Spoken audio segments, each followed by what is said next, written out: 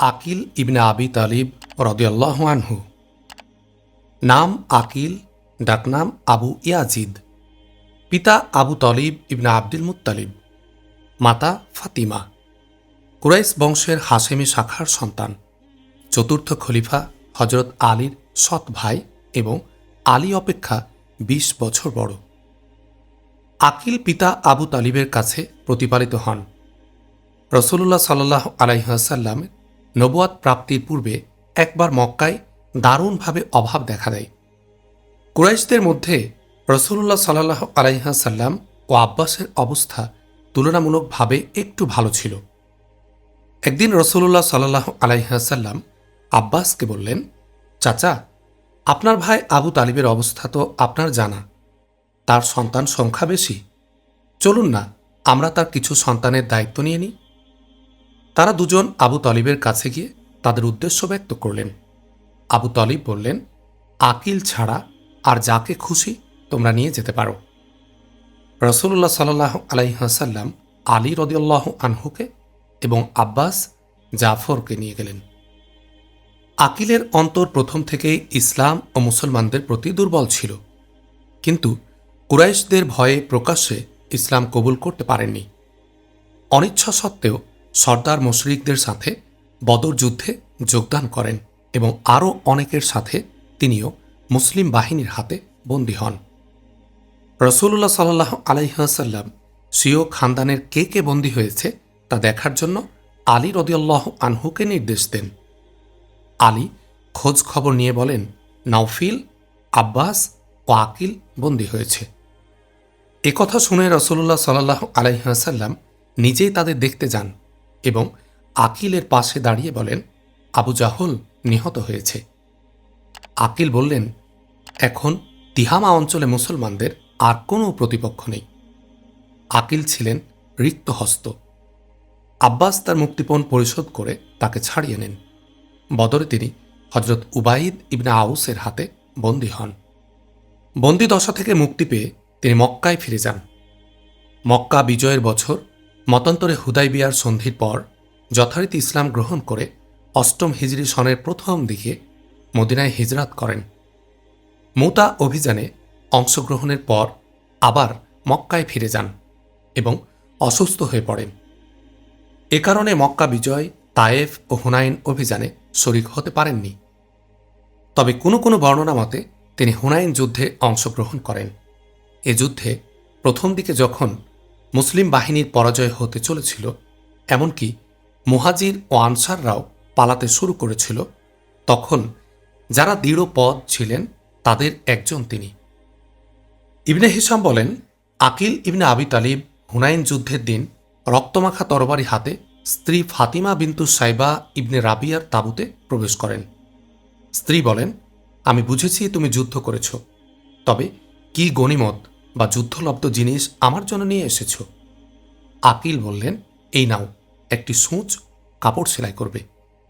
তিনি সূঁচটি স্ত্রীর হাতে দিলেন।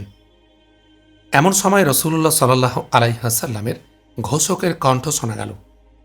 তিনি ঘোষণা করছেন, কেউ কোনো জিনিস নিয়ে থাকলে ফেরত দিয়ে দাও, এমনকি কেউ একটি সূঁচ, সুতো নিয়ে থাকলেও তা ফেরত দিয়ে যাও। আকিল স্ত্রীর দিকে তাকিয়ে ফিরে বললেন, তোমার সূঁচটিও চলে গেল। এই বলে তিনি স্ত্রীর হাত থেকে সূঁচটি নিয়ে গনিমতের সম্পদের স্তূপে ফেলে দিলেন। রাসূলুল্লাহ সাল্লাল্লাহু আলাইহি ওয়াসাল্লামের ইন্তিকাল তথা হুনাইন যুদ্ধের পর খলিফা উসমানের খিলাফতের শেষ পর্যন্ত আকিলের ভূমিকা ও কর্মতৎপরতা সম্পর্কে ইতিহাসে তেমন কিছু পাওয়া যায় না। তবে হজরত ওমারের খিলাফতকালে বাইতুল মালে যখন প্রচুর অর্থ জমা হতে থাকে, তখন তিনি এই অর্থের ব্যাপারে বিশিষ্ট সাহাবীদের সাথে পরামর্শ করেন। হজরত আলী রাদিয়াল্লাহু আনহু সকল অর্থ জনগণের মধ্যে বন্টন করে দেওয়ার জন্য পরামর্শ দিলেন। হজরত উসমান রাদিয়াল্লাহু আনহু বললেন, প্রচুর অর্থ সকলে পাবে, তবে কে পেল আর কে পেল না তা হিসেব না রাখলে বিষয়টি বিশৃঙ্খলার রূপ নেবে। তখন ওয়ালিদ ইবনে হিশাম ইবনে মুগীরা বলেন, আমিরুল মুমিনিন, আমি শামে গিয়েছি, সেখানে রাজাদের দেখেছি তারা দিওয়ান তৈরি করে সবকিছু পৃথক পৃথকভাবে লিখে রাখে। তার পরামর্শটি খলিফার পছন্দ হল। তিনি আকিল, মাখরামা ও জুবাইর ইবনে মুতঈমকে নির্দেশ দিলেন মর্যাদা অনুযায়ী নাগরিকদের তালিকা তৈরির জন্য। এ তিনজন ছিলেন কুরাইশদের বিশিষ্ট বংশবিদ্যা বিশারদ। তারা তালিকা তৈরি করে দেন। হজরত আলী ও হজরত মুয়াবিয়া রাদিয়াল্লাহু আনহু বিরোধের সময় হজরত আকিলকে আবার ইতিহাসের পাতায় দেখা যায়। যদিও তিনি আলী রাদিয়াল্লাহু আনহুর ভাই, তথাপি নিজের প্রয়োজনে আমির মুয়াবিয়ার সাথে সম্পর্ক রাখতেন।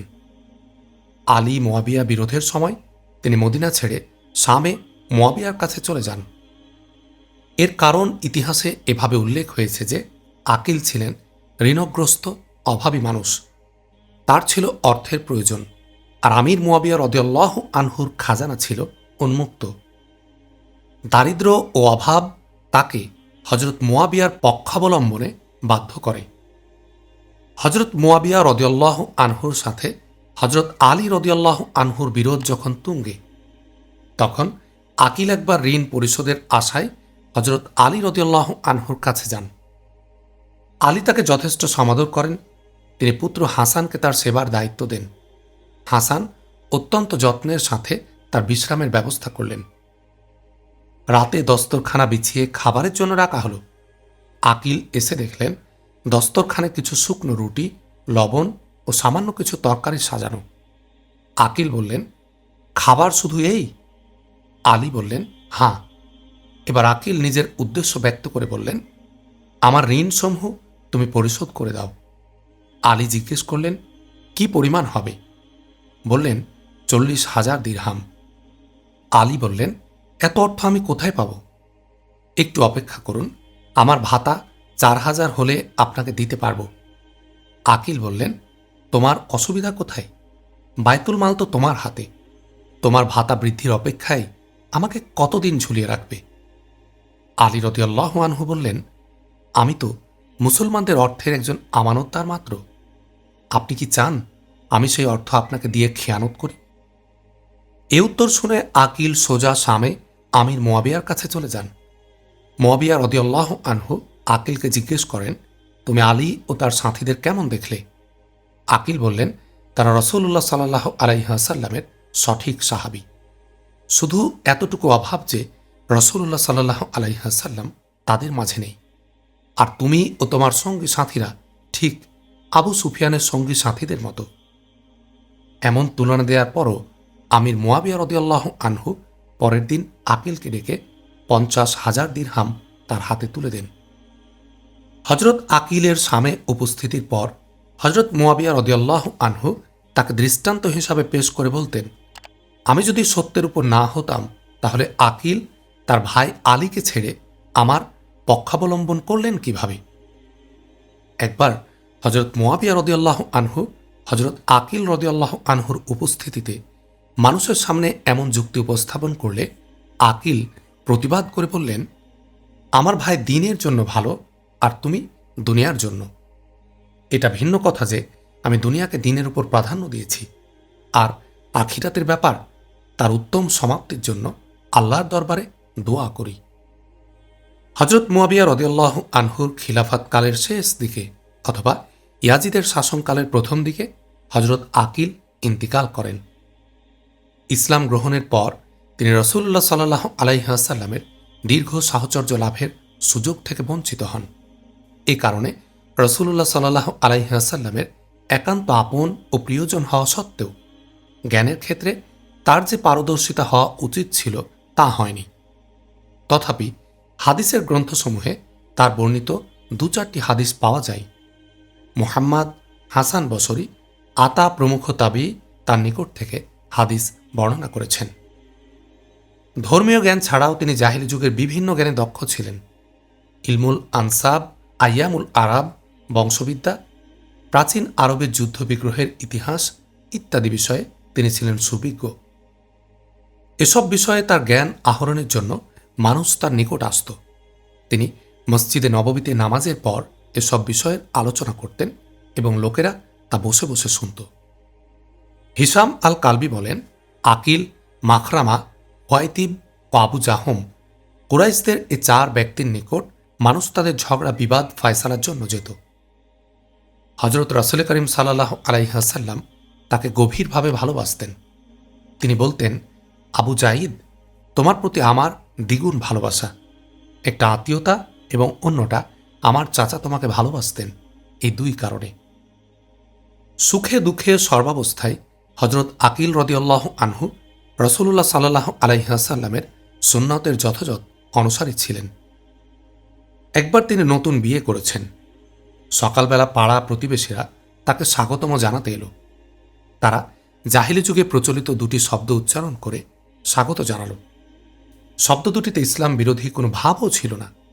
তবে যেহেতু স্বাগতমের ইসলামী ভাষা বিদ্যমান ছিল, তাই তিনি তাদের ভুল শুধরে দিয়ে বললেন, এমনটি নয়, বরং এ কথা বলো, বারাকাল্লাহু লাকুম ওয়া বারাকাল্লাহু আলাইকুম। আমাদেরকে এভাবে বলার নির্দেশ দেয়া হয়েছে।